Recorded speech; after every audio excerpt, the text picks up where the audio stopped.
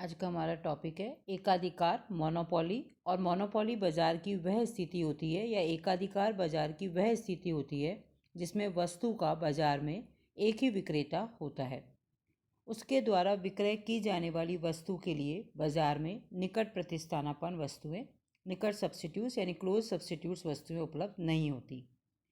एकाधिकारी का वस्तु की पूर्ति पर पूरा नियंत्रण होता है। और एकाधिकार शब्द दो शब्दों से मिलकर बना हुआ है, मोनो और पॉली। मोनो का मतलब होता है सिंगल, अकेला, और पॉली का मतलब होता है सेलर या विक्रेता। जब किसी बाजार में वस्तु का केवल एक ही विक्रेता होता है तो उसे बाजार की एकाधिकारी अवस्था कहते हैं। एकाधिकार की अवस्था में बाजार में एक ही उत्पादक या विक्रेता या फर्म होती है, इसलिए फर्म तथा उद्योग एक दूसरे के पर्यायवाची होते हैं। व्यवहारिक जीवन में पूर्ण प्रतियोगिता की स्थिति की तरह से पूर्ण एकाधिकार की स्थिति भी देखने को नहीं मिलती है। इसके बाद है कि इसकी कुछ परिभाषाएं, जो कि हम कोई भी दो अर्थशास्त्रियों के अनुसार कोई भी परिभाषा ले सकते हैं। AP Lerner, Leftwich, Watson, Chamberlin, JD Sumner, professor Boulding, Benham और ट्रिफिन, इनमें से कोई सी भी दो डेफिनेशन हम शो कर सकते हैं। इसके बाद नेक्स्ट हेडिंग आती है हमारी एकाधिकार की विशेषताएं। तो इसकी निम्नलिखित विशेषताएं, पहला है अकेला उत्पादक अथवा विक्रेता। एकाधिकारी अपनी वस्तु का अकेला उत्पादक अथवा विक्रेता होता है। सेकंड पॉइंट है प्रभावपूर्ण निकट प्रतिस्थानापन्न वस्तुओं का अभाव। एकाधिकारी लैक ऑफ क्लोज सब्स्टिट्यूट्स। एकाधिकारी ऐसी वस्तु का उत्पादन और विक्रय करता है जिसके प्रभावपूर्ण निकट प्रतिस्थानापन्न वस्तुएं बाजार में उपलब्ध नहीं होती हैं। तीसरा पॉइंट है फर्म और उद्योग एक दूसरे के पर्यायवाची। फर्म एंड इंडस्ट्रीज आर एक ही जैसा होता है। एकाधिकार में क्योंकि एक फर्म वाला उद्योग होता है, इसलिए फर्म और उद्योग दोनों एक दूसरे के पर्यायवाची होते हैं। चौथा पॉइंट नई फर्मों के प्रवेश पर प्रभावपूर्ण रोक। Effective check on the entry of the new firms. एकाधिकार की स्थिति में न केवल अल्पकाल में बल्कि दीर्घकाल में भी नई फर्मों के प्रवेश पर प्रभावपूर्ण रोक लगी होती है। एकाधिकार तभी तक बना रहता है जब तक कि नई फर्में उद्योग में प्रवेश ना कर सके। पांचवा पॉइंट है वस्तु की पूर्ति पर पूरा नियंत्रण, full control over the supply. एकाधिकारी का अपनी वस्तु की पूर्ति पर पूरा नियंत्रण होता है, अर्थात वह अपनी वस्तु की पूर्ति को कम या ज़्यादा कर सकता है। सिक्स्थ पॉइंट है बेलोचदार मांग, इन इलास्टिक डिमांड। एकाधिकारी को अपनी वस्तु की बेलोचदार मांग का सामना करना पड़ता है, अर्थात एकाधिकारी वस्तु की अधिक इकाइयाँ मूल्य कम करके ही बेच सकता है। सातवां पॉइंट दीर्घकाल में भी असामान्य लाभ, abnormal profit even in the long run. एकाधिकारी को दीर्घकाल में भी असामान्य लाभ अर्जित होता है। आठवां पॉइंट अधिक क्रेता, मोर बायर्स। एकाधिकार में वस्तु का अकेला विक्रेता होता है जबकि वस्तु के क्रेताओं की संख्या अधिक होती है, परंतु पूर्ण प्रतियोगिता जितनी नहीं होती है। नाइन्थ पॉइंट एकाधिकार प्रतियोगिता में सीमांत और औसत आगम, MR और AR वक्र अलग अलग होते हैं। और लास्ट पॉइंट है एकाधिकारी फर्म मूल्य निर्धारक होती है, monopoly firm is a price maker. इसके बाद नेक्स्ट एडिंग आती है हमारी, तो एकाधिकार उत्पन्न होने के क्या क्या कारण हैं। तो एकाधिकारी जो कारण है वो निम्नलिखित है। पहला है जैसे पैमाने की मितव्ययता।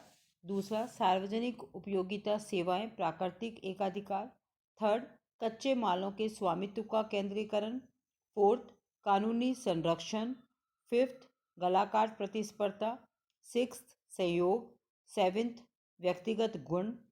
एट्थ वस्तु विशेष का सीमित बाजार। नाइन्थ सरकार की आयात निर्यात नीति। और 10th क्रेताओं का अज्ञान और आलस्य। और लास्ट उत्पादन की गुप्त विधि अथवा दुर्लभ यंत्रों का प्रयोग।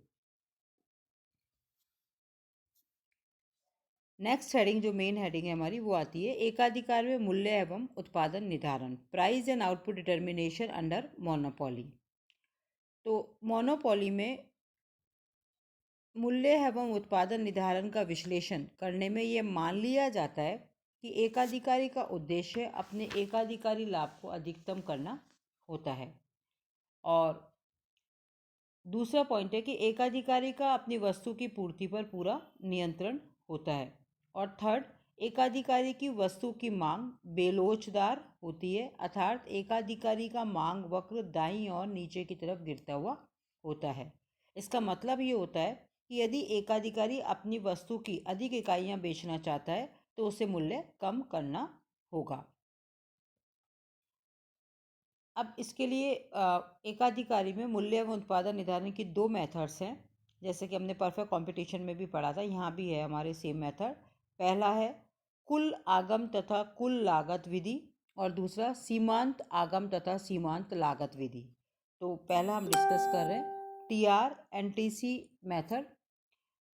शुद्ध एकाधिकार में वस्तु के मूल्य तथा उत्पादन का निर्धारण मूलतः उन्हीं नियमों के अनुसार होता है जिनके अनुसार पूर्ण प्रतियोगिता के अंतर्गत एक फर्म वस्तु के मूल्य तथा उत्पादन का निर्धारण करती है। पूर्ण प्रतियोगिता की तरह से ही एकाधिकारी फर्म का उद्देश्य भी अपने लाभ को अधिकतम करना होता है। इस उद्देश्य को प्राप्त करने के लिए एकाधिकारी अपनी वस्तु का इतना उत्पादन और विक्रय करता है कि उसकी TR और TC के बीच अधिकतम दूरी हो। और इसको हमने एक ग्राफ के द्वारा भी शो किया हुआ है। डायग्राम में TC एकाधिकारी की कुल लागत वक्र और TR एकाधिकारी की कुल आगम वक्र है। एकाधिकारी को OM2 से कम तथा OM1 से अधिक उत्पादन करने पर हानि होती है, जबकि OM2 से अधिक और OM1 से कम उत्पादन करने पर लाभ प्राप्त होता है। E और F फर्म के सम विच्छेद बिंदु हैं, जहां फर्म को न लाभ होता है न हानि, जबकि एकाधिकारी OM मात्रा का उत्पादन करके अधिकतम लाभ अर्जित करता है, क्योंकि OM उत्पादन करने पर TR और TC के बीच की दूरी AB अधिकतम है, अन्य किसी उत्पादन की मात्रा पर यह दूरी AB से कम है, तथा यहाँ फर्म का कुल आगम TR फर्म की कुल लागत TC से अधिक है। OM उत्पादन पर कुल आगम TR वक्र तथा कुल लागत TC वक्र के ढाल भी समान है, क्योंकि A और B बिंदुओं पर स्पर्श रेखाएं समानांतर है। हमें यह मालूम है कि TR का ढाल MR तथा TC का ढाल MC को व्यक्त करता है। अतः एकाधिकारी का कुल लाभ उस उत्पादन मात्रा पर अधिकतम होता है जिस पर फर्म की MR फर्म की MC के बराबर होती है। अतः हम एकाधिकारी के संतुलन अथवा मूल्य एवं उत्पादन निर्धारण को MR तथा MC विधि से भी स्पष्ट कर सकते हैं। तो सेकंड मेथड आता है हमारा MR और MC मेथड। TR और TC विधि को कुछ अर्थशास्त्री इसको दोषपूर्ण मानते हैं और इनके स्थान पर वो MR और MC मेथड का प्रयोग अधिक अच्छा मानते हैं। इस विधि के अनुसार एक एकाधिकारी अधिकतम लाभ प्राप्ति के लिए अपनी वस्तु का मूल्य और उत्पादन की मात्रा वहां निर्धारित करेगा जहां MR और MC दोनों बराबर हो। इसी बिंदु पर एकाधिकारी संतुलन की स्थिति में होता है और इस संतुलन बिंदु पर अल्पकाल में अधिकतम लाभ कमाता हुआ न्यूनतम हानि उठाता हुआ अथवा न लाभ न हानि उठाता हुआ होता है, जबकि दीर्घकाल में एकाधिकारी संतुलन बिंदु पर अधिकतम लाभ कमाता हुआ होता है। MR और MC वक्रों की सहायता से मूल्य तथा उत्पादन निर्धारण को आगे क्लियर किया हुआ है। इस रेखा चित्र में MC और AC एकाधिकारी के सीमांत और औसत लागत वक्र, AR और MR फर्म के औसत और सीमांत आगम वक्र है। एकाधिकारी के सीमांत लागत तथा सीमांत आगम वक्र E बिंदु पर एक दूसरे को काटते हैं और E एकाधिकारी का संतुलन बिंदु है जिस पर एकाधिकारी OM मात्रा का उत्पादन तथा विक्रय करेगा। इस OM उत्पादन पर OR अथवा MS औसत लागत तथा OP अथवा MQ औसत आगम है।